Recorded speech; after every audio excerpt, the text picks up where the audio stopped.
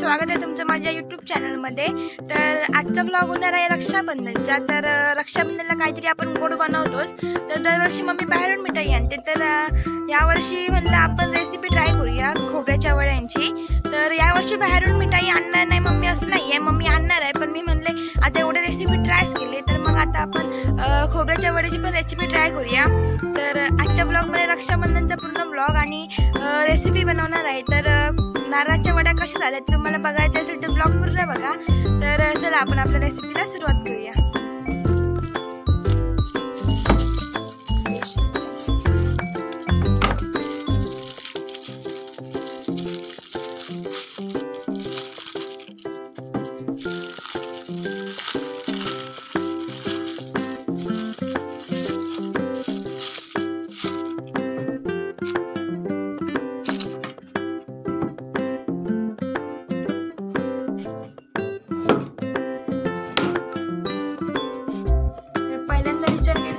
साखरेच्या वड्या बनवूया आपण। पहिल्यांदाच बनवूया साखरेच्या वड्या केल्या तर फसफसतील, तर काहीतरी घाण नाही काहीतरी गडबड झाली तर मम्मी जेवण ते सोडणार नाही, एवढं ओरडणार नाही पण थोडंसं तरी ओरडणार। मग गुळाचं पाणी एकदम थंड झालं ते घट्ट होतं ना, त्याची जास्त काही बिघडण्याची शक्यता नाही। साखरेच्या ह्याच्यामध्ये जास्त शक्यता असते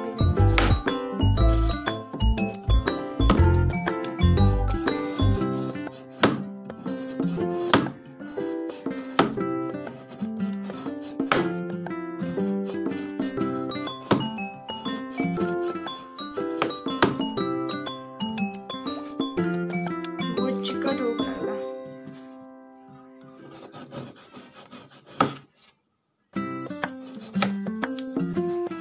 किती वेळ लागतो अजून, पटकन काम होत आहे पण जास्त काम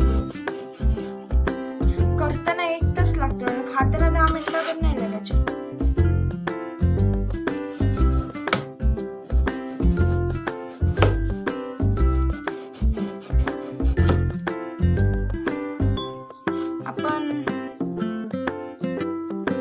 दिस इज अ बॅड आयडिया।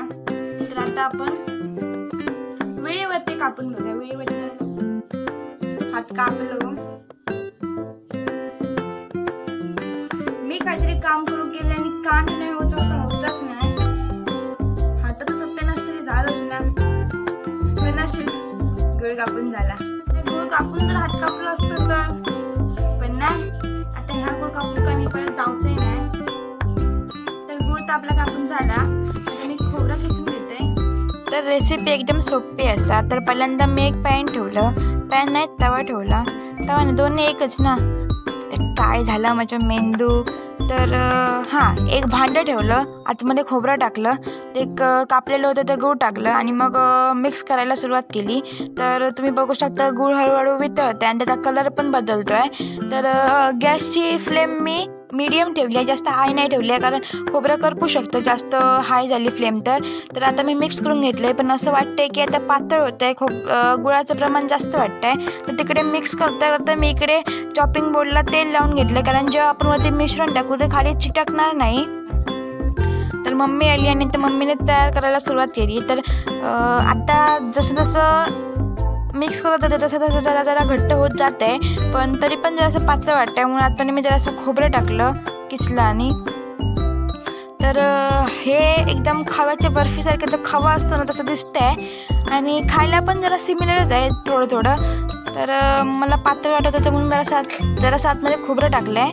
तर खोबरं टाकल्यावरती आता ते बरोबर झालं, एकदम बॅलन्स झालं, जे पातळ झाले तर गूळ वगैरे बरोबर झालं परफेक्ट। तर आता मी काढून घेते चॉपिंग बोर्डवरती। तर मग आता मी त्याला पसरून घेतलंय, थापून घेतलं आणि 4 चौकोनी करून घेतलंय, कारण मग वड्या पडताना चौकोनी पडायला पाहिजेत म्हणून। तर आता जर सुकल्यावरती कापलं, जास्त पण सुकायला दिलं नाही, कारण नंतर मग कापायला मिळणार नाही। तर आता हळूहळू कापत होती, कारण मी काहीतरी काम केलं होती सत्यानाश होतो म्हणून जरा सांभाळून काम करत होती।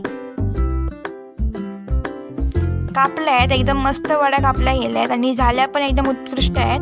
तर हळूहळू कापले, कारण एकदम पण थंड झालेलं नव्हतं, एकदम पण कडक नाही झालेलं, कारण जास्त मोठं असं लगेच चाकू बाहेर काढलं तर ते डायरेक्ट चाकूला चिकटून बाहेर आलं असतं, म्हणून जरा हळूहळू कापून घेतले। आणि हा माझा आनंद एकदम परफेक्ट वस्तू बनलेल्याचा. हात कापलाय ते विसरूनच गेली या खुशीमध्ये. तर तुम्ही बघू शकता एकदम मस्त माझे नारळाच्या वड्या तयार झालेल्या आहेत. दिसायला एकदम खव्याच्या बर्फीसारख्या दिसत आहेत, पण नारळाच्या वड्या आहेत. तर मी तुम्हाला एक तोडून दाखवते. एकदम मस्तच झाली आहे, एकदम असा चिकट चिकट झाली आहे जास्त. पण तरी म्हणजे चला आता रक्षाबंधनसाठी एकत्र तयार होऊया. तर हा मी मिशोवरून मागवलाय कॉर्सेट. तर ह्याचं लेंगा पण आहे. अरे मम्मीने मागवलंय. तर केस वगैरे विंचरूया. अशाच पण मस्त आहेत केस पण. अरे तूच मागवलं ना, मी काय कमवते का? तूच देतलास मी मागव.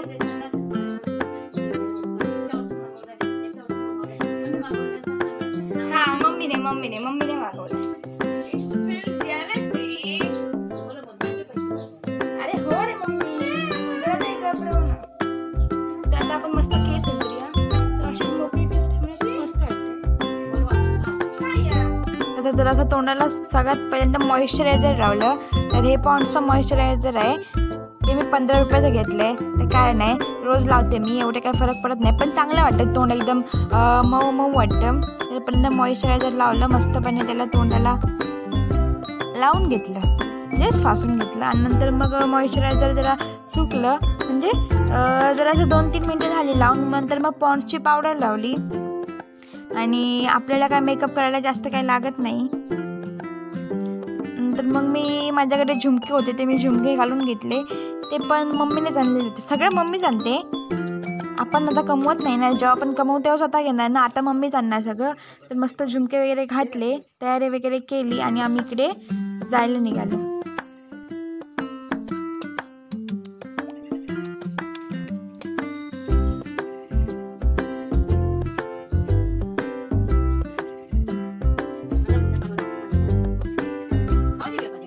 म्हणजे आज मी काही अशी दिसते, थोडं आकडून. आता आपण जाऊया वरती रक्षाबंधनसाठी. वरती म्हणजे वरच्या घरी. म्हणजे आता संध्याकाळ झाली, काळोख नाही पडला. 7 वाजले. 7 वाजता पण अजून आज काळोख नाही पडला. आता आहे तो रक्षाबंधनसाठी. कारण नंतर घरात येऊन जेवण वगैरे बनवायचा. तर मी बनवलेली मिठाई, नाही सॉरी, मी बनवलेली बर्फी झाली. चल निकाल. तर हाँ मी चलो बाय. तर मंडळी, ये देखो हमारे पापा की परी उड़ रही है. पाय मुरगावलो पडला का डोक्यामध्ये वाईटच विचार घेता येतं. सोडा, आपण जाऊया. तर इथून आम्ही कृष्णाकडे राखी बांधायला गेलो. तर तो कामावरून आलेला नव्हता. मग थोडा वेळ वाट बघितली. मग तो कामावरून आला, हातपाय वगैरे धुतले आणि आम्ही रक्षाबंधन साजरा करायला सुरुवात केली. तर बॅकग्राऊंड म्युझिकमध्ये माझं म्युझिक आहे का, भैया मेरे राखी के बंधन को निभाना, भैया मेरे राखी के बंधन को निभाना. कृष्णदादाचे पण मुंबईवरून बहिणीने राखी पाठवल्या होत्या. तर दादा बोलला तो बांधून टाक म्हणा.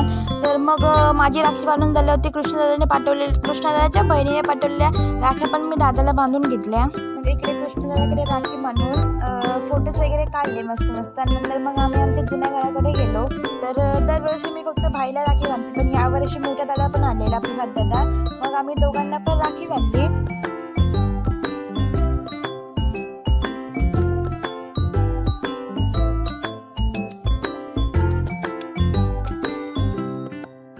तुम्ही व्हिडिओमध्ये बघतच असाल की मी दादाला 2 राख्या बांधल्या. तर तुम्ही विचार कराल की 2 राख्या कोणाच्या. तर एक राखी माझी आणि एक राखी ताईची. ताई मुंबईला असते म्हणून तिची राखी पण मीच बांधली यावर्षी.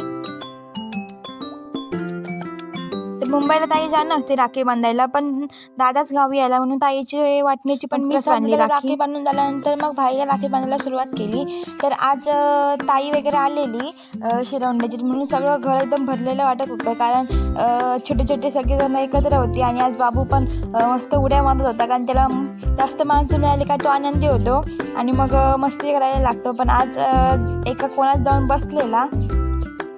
तर मग आमचं रक्षाबंधन वगैरे सेलिब्रेट करून झालं. नंतर मग आम्ही मस्त एकत्र सगळ्यांनी फोटोज वगैरे काढले, व्हिडिओ बनवले आणि नंतर मग आम्ही घरी यायला निघालो.